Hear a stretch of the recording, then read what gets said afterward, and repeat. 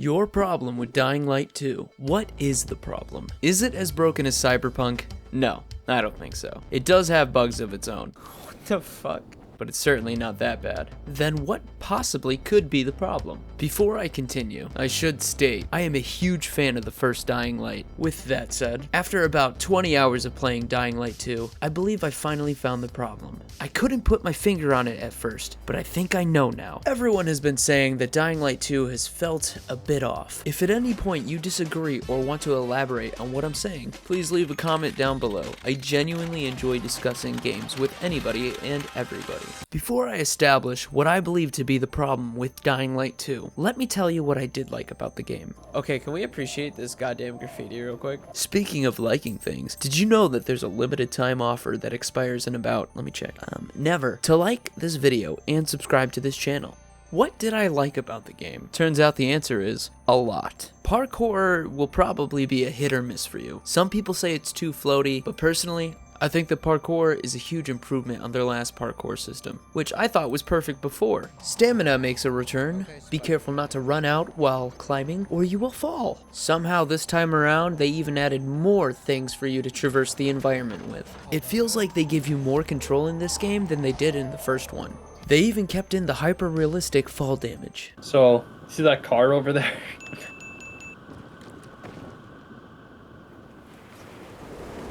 That one?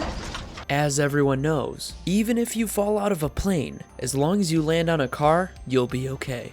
Overall, I've been really enjoying the parkour in Dying Light 2. You're even given a lot of new fun skills you can use along the way for parkour and combat. Unlike before, Dying Light 2 is more of an RPG now. They added in different tiers for weapons and armor. You know how it goes for most modern games. It's like, oh, we got green, and then blue, and then purple, and then yellow's the prettiest. Just because one game popularized it, let's put this mechanic in every game for the next 15 years. Now that's what I call innovation. To be honest, it's kind of a barely noticeable change for me. Let's talk about the skills. Skills are broken up into two different trees, combat and parkour. This game did something that it's really hard for any game to do. Each skill you can unlock really does have its own use. To unlock more skills, you'll find inhibitors throughout the map that allow your stamina and health to grow. 3 inhibitors allow you to gain more stamina and health, which you're going to need for combat. Combat is a lot more fleshed out in this game. Is it Dark Souls levels of fleshed out? No, not really, but it's a lot more fleshed out than Dying Light 1. You can block, dodge, parry, dropkick,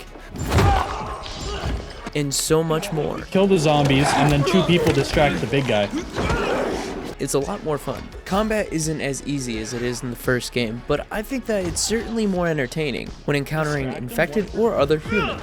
There's also a much bigger emphasis on stealth in this game. I don't find stealth to be all that useful because it's a lot more fun to bash in skulls, but stealthing an area is certainly an option. Be careful when fighting though, because running out of stamina can leave you vulnerable. Don't forget, no matter who you're fighting, infected, humans, or even boss fights, when all else fails, dropkick that motherfucker. Dropkick everything. Leave nobody undropkicked.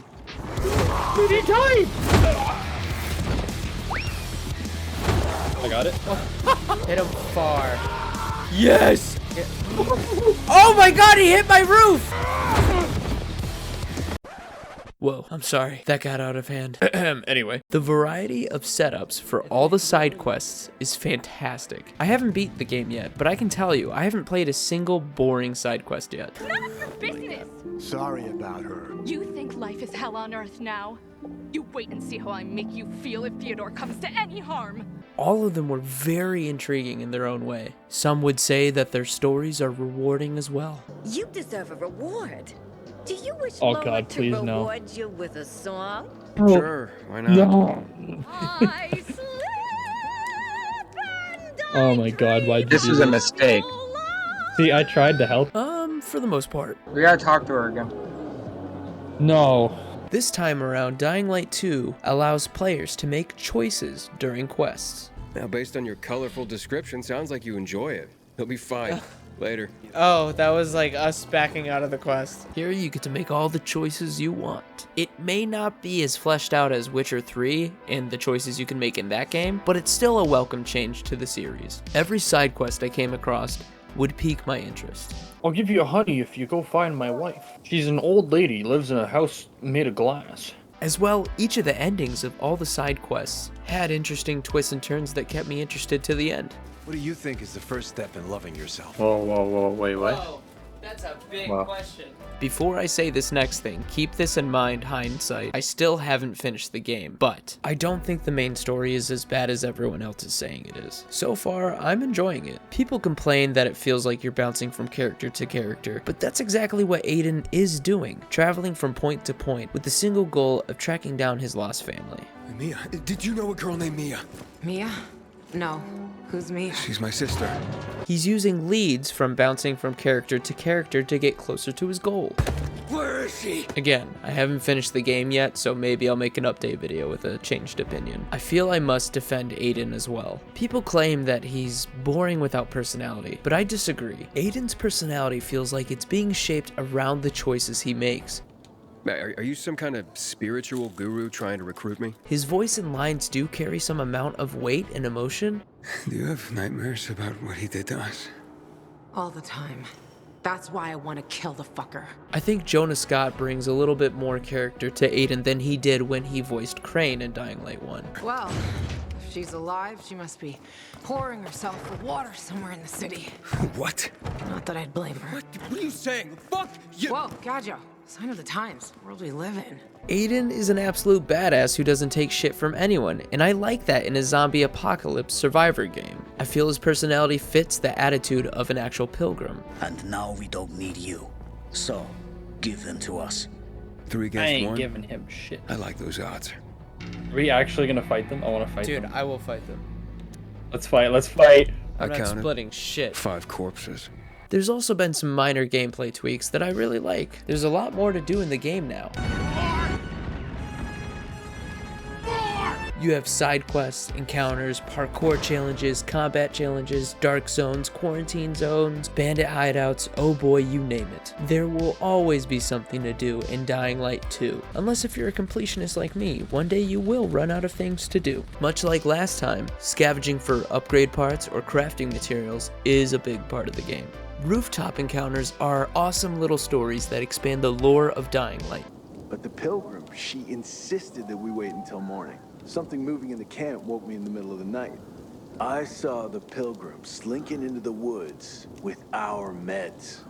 But before I could wake Bernard, slavers attacked the camp and overpowered us. Sitting down listening to someone tell a story about a pilgrim they met had me fully immersed in their world. In the world, there will be moments where you choose city alignment. That makes you choose between 2 factions. They provide different benefits. So what now, Aiden? Smart guy. Who gets control of the water? Survivors will always add ways to traverse the city, but peacekeepers provide traps in the city that you can use. Those were all things I loved about the game, and things that I think make this game a worthy sequel to my favorite game. But this video isn't about the things I like. It's about what I think the problem is with the game. The greatest change they made to their secret formula. So fucking good.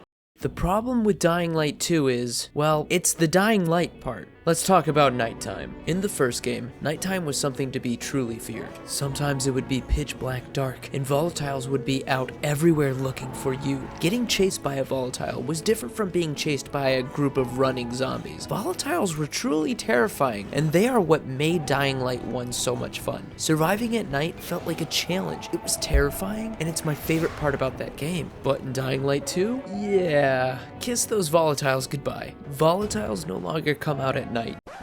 Hello guys, Future Phantom here. The truth is that the volatiles will come out at night, but only if you run in a circle for 5 minutes straight. Literally, it took 5 minutes for the volatiles to come out, because you gotta get the chase level to level 4, which takes forever. Then there's really no point in having the volatiles in the game. Anyway, back to the video. You only have to worry about the howlers. What the fuck is that? Which are pushovers. All they do is summon a horde of zombies. They took Dying Light out of Dying Light. Nighttime isn't scary anymore. In fact, it's not even that dark compared to the original. I genuinely feel relaxed at night during Dying Light 2. That is not a good thing to feel in those moments. But it's not all bad though. During nighttime, you get a GTA star rating from the zombies in the form of chase levels. The longer the chase persists, the more zombies that come after you. But the bar builds up rather slowly, so you'll never really make it to the max chase level. Then there's this new mechanic that I honestly love. It doesn't just apply to nighttime. It also applies to any dark place you go. It's called your immunity.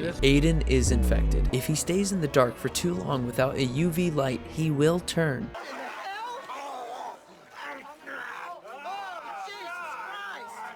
When you go out at night or go into a dark zone, the clock will begin ticking. Immunity is something that makes getting back to the UV light a lot more intense. Instead of running from volatiles, you're more or less running back to keep yourself from turning into one. I guess that's why the game is called Dying Light now. Instead of the freaky ass Chad badass volatiles from Dying Light coming out to play, we now have immunity. If I had it my way, I would have both. Dying Light 2 feels like a Dying Light sequel in every way, except for the sorely missed volatile chases. Without that, it feels like it's missing part of its identity. But Dying Light 2 has added a lot of welcome changes here. Even if those changes could be fleshed out more, they're still welcome. After I 100% the game, maybe I'll make another video with a different perspective. But for now, I appreciate you watching this. I hope that I was able to entertain you, and have a wonderful day, gamers.